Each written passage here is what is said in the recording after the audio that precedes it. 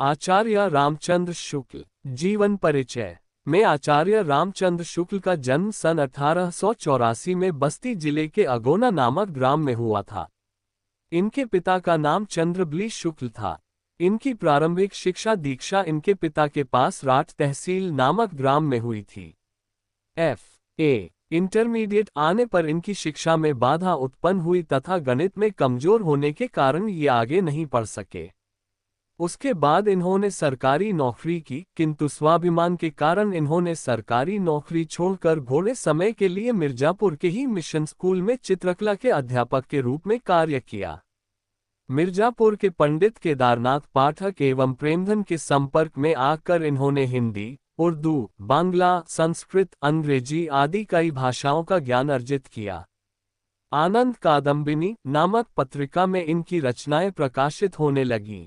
इन्होंने 19 वर्ष तक नागरी प्रचारिणी सभा में हिंदी शब्द सागर के सहायक संपादक का पदभार ग्रहण किया।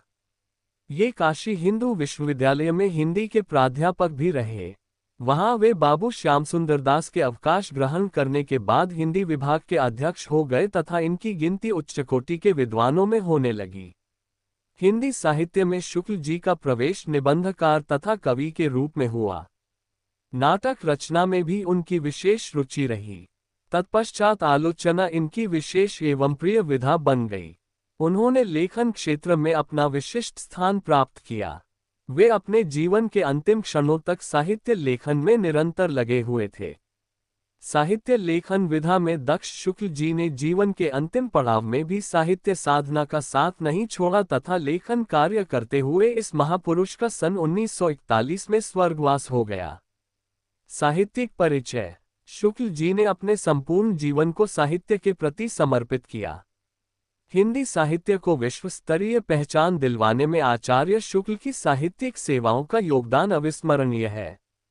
आरंभिक साहित्यिक जीवन काव्य रचना से प्रारंभ करने के पश्चात इन्होंने गद्य विधा के क्षेत्र में अधिक कार्य कर अपनी पहचान निबंधकार, अनुवादक, संपादक एवं आलोचक के रूप में बनाई तथा गद्य क्षेत्र में अपूर्ण ख्याति प्राप्त की। ये हिंदी के युग प्रवर्तक आलोचक है। इन्होंने सैद्धांतिक तथा व्यवहारिक दोनों प्रकार की आलोचनाओं की रचना की। इन्होंने हिंदी साहित्य का इतिहास रचकर इतिहास लेखन में सर्वश्रेष्ठ भूमिका प्राप्त की। इन्होंने हिंदी शब्द सागर का संपादन कार्य पूर्ण किया तथा नागरी प्रचारिणी पत्रिका एवं आनंद कादम्बिनी जैसों पत्रिकाओं का प्रभावपूर्ण संपादन किया। कृतियां। शैक्षिक, ऐतिहासिक, सांस्कृतिक, धार्मिक, दार्शनिक एवं साहित्यिक विषय में इनकी कृतियां निम्न प्रकार हैं। 1. निबंध। शुक्ल जी ने भाव प्रधान तथा समीक्षात्मक दोनों प्रकार के निबंध की रचना की है। चिंतामणि 2 भाग विचारवी थी। 2. आलोचना। रश्मिमांसा, त्रिवेणी, सूर, तुलसी और जायसी पर आलोचना। 3. इतिहास। हिंदी साहित्य का इतिहास 1929। 4. संपादन। तुलसी ग्रंथावली, जायसी ग्रंथावली, हिंदी शब्द सागर, नागरी प्रचारिणी पत्रिका, भ्रमरगीत सार, आनंद कादम्बिनी। 5. काव्य रचना। अभिमन्यु वध, 11 वर्ष का समय। 6. अनुवाद। मेगस्थनीज का भारतवर्षीय विवरण, आदर्श जीवन, कल्याण का आनंद, विश्व प्रपंच, बुद्धचरित आदि। भाषा। शुक्ल जी का भाषा पर पूर्ण अधिकार था।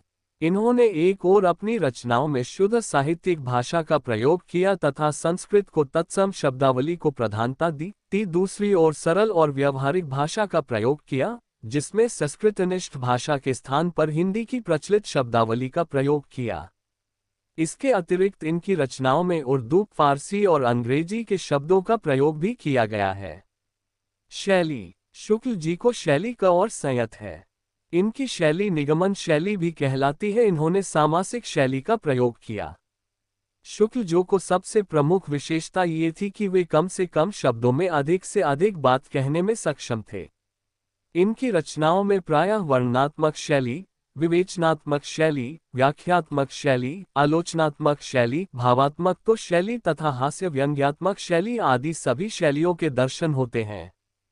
हिंदी साहित्य में स्थान। शुक्ल जी मस्तिष्क से आलोचक एवं अध्यापक तथा हृदय से कवि थे। आलोचना के क्षेत्र में भी आचार्य शुक्ल का विशिष्ट स्थान है। इन्हें हिंदी साहित्य के जगत में आलोचना का सम्राट कहा जाता है। हिंदी समालोचना के क्षेत्र में इन्होंने अपनी साहित्यिक प्रतिभा से क्रांति उत्पन्न कर दी। अपने युग में शुक्ल जी उत्तम तथा विशिष्ट निबंधकार सिद्ध हुए। इनको विशिष्ट दीप्तिमयता के कारण इनके समकालीन हिंदी गद्य के युग को शुक्ल युग के नाम से पुकारा जाता है।